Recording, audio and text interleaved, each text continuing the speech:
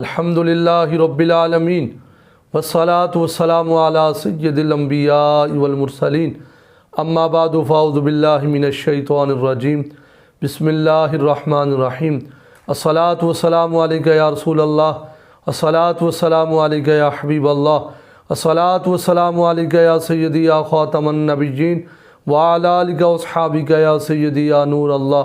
सामिन नाज़रीन, उम्मीद है आप सारे खैर खैरियत से होंगे। आप सब दोस्त अहबाब का बहुत बहुत शुक्रिया जो भी हमारी वीडियोस को देखते हैं, जिन्होंने हमारे चैनल को सब्सक्राइब किया हुआ है।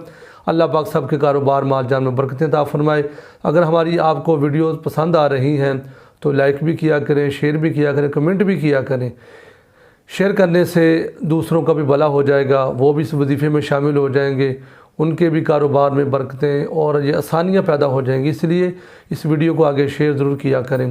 तो आज का वजीफ़ा जो हम ये ख़ास कारोबार में बरकत के लिए, रिस्क में बरकत के लिए, घर में बरकत के लिए, रोज़ी में बरकत के लिए हाज़िर हुए हैं। आपने करना कुछ यूँ है, जब भी आपको टाइम मिले, जब भी आप आसानी से ये वजीफ़ा कर सकते हैं, आपको इजाज़त है।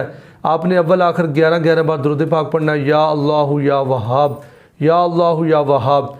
ये आपने एक तस्बीह पढ़नी है, या अल्लाह या वहाब, सिर्फ़ एक तस्बीह पढ़नी है।